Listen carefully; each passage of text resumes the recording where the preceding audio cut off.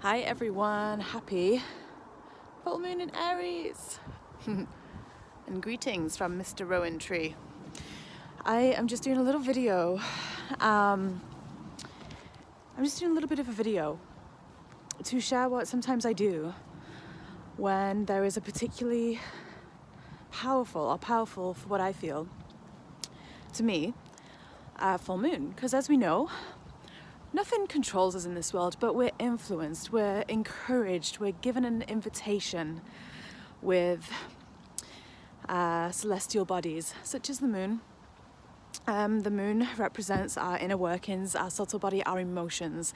What have we not completed, especially because this moon is in Aries? It is conjunct with Chiron in Aries, so all your shame, your vulnerability, things like that are going to come up. They're going to come up. Anger, right? The lower vibrational things are going to want to come up to clear, because that's what this full moon will bring through to us. And it'll show us some deep things that we haven't seen for a very long time, just to reconcile, just to recognize something may trigger something within you. And it'll be like a film is cast over an event or a person, maybe someone who you love, maybe someone that you don't know so well, an event, a situation, something in this world, very real right now, might be triggering you. And it's not actually that person, it's not actually that experience. It's the energy that wants to complete itself, that wants to heal, because that's what Chiron and the moon are doing right now. They're combining forces and collaborating, they're co-creating to bring you more expansion, to bring us all more expansion. Because in order to get the expansion, we've got to clear out the junk, right? Got to clear out the junk. And I don't know about you, but I feel the moon very powerfully when she moves. I can tell when she moves sign. I could feel yesterday when she shifted from Pisces into Aries. Oh my goodness, I felt it in my emotional body like a comet hit me. And then a lot of fire arose, right? A lot of really interesting stuff, like themes such as manipulation arose for me, right? Where I've experienced that in life. Isolation, right? Even betrayal, right? Certain themes which the light within me knew wasn't true. Like my heart light could see so clearly that this was not true. This was a story. This was a story that was within me, within my cells, within my waters. And the moon, when she's full, she pulls on the waters, like the tide, in and out. And I was going, oh wow.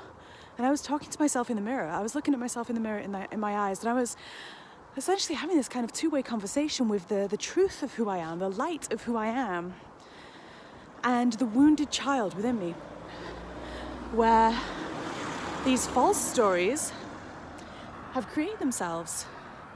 And, it's never going to be like a wham bam, there's the answer. But what it does when you allow... See, Aries moon, we've got people speeding right into a red light. There we go, straight through red. It's now turned green. That's really funny, right? I mean, it's not funny because obviously there could have been someone else there, but that is what the Aries moon can do. It can give us that impulse and that drive. We heard from Arcturians the other day when they said, follow your bliss, don't get distracted, stay focused, have fun, move your body. In this very cold weather, I am in barefoot right now because my body felt so on fire that I had to get outside, and my body was calling to be grounded. And just being outside wasn't enough. Because, especially as we approach her full, where is she? There she is. The fullness of her, which is within probably about now when you're seeing this. With that conjunction once again with Chiron, there is a lot of stuff that just wants to come up to clear. That's all it is. It's just old stories.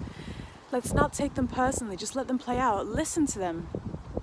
Listen to what we're perhaps even saying about another, when we're feeling hurt. And this is why doing this in the mirror is really helpful, because we don't need to say this to the person, because there can be the worry that someone might take something personally when it's not really meant to be, even though it can seem very personal because it's an experience that we're having.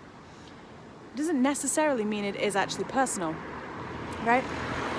It is an opportunity for a flow of energy to show itself since it's been hidden for such a long time, right? I know it's getting very, very dark here. I'm relying on the artificial lights to light me up a little bit for you for the camera.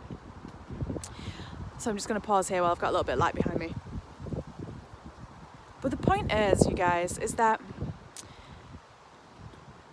certain practices that will help ground you will also help ground that fire, will also help focus it so it's not sparking out everywhere and combusting everything. We don't need to burn bridges here, we need to build bridges. If this is the truth of your voice, if this finger here is like your true light, your true voice, your higher self, your the unconditional love which you are, and this thumb here is like the wounded self, right? There needs to be a bridge built between the two for this to become this. So this isn't a time of burning bridges. This isn't a time of letting that fire combust, overcombust. This is a time of letting it focus, of letting it ground, and letting it clear the foundations to anchor in stronger roots, purer roots, stronger collaborations, co-creations, family dynamics, soul family.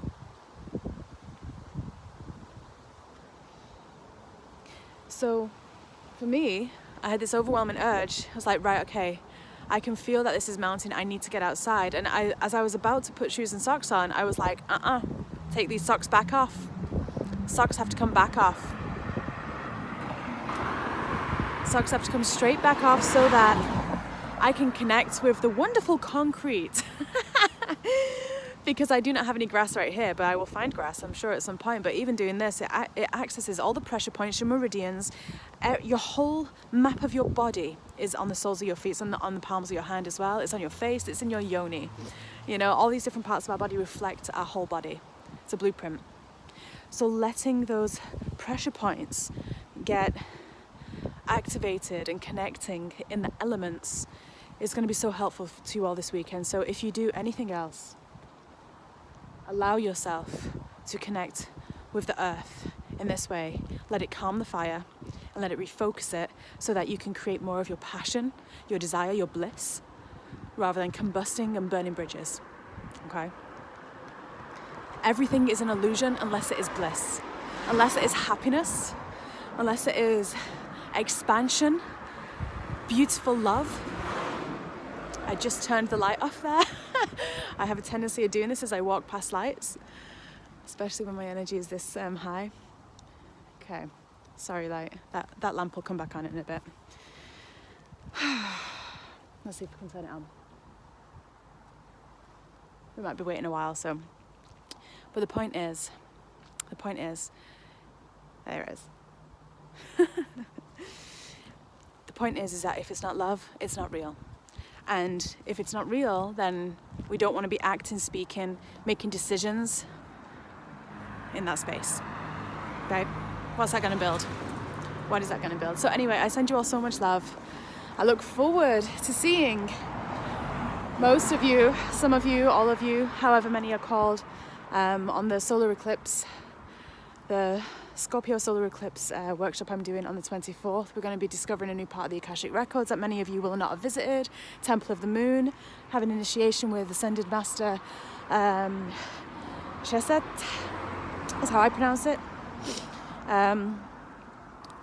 So yeah, it's going to be really cool, really powerful. Taking initiation in the Sphinx. So I look forward to connecting with you all there. So much love to you all, and get outside, let your feet touch the earth. Don't worry about what's on the ground. Your feet will be cleaner going back in than they will have been if you wore shoes. Don't worry. I'll just wash your feet afterwards, whatever. All is well. I love you all. Bye.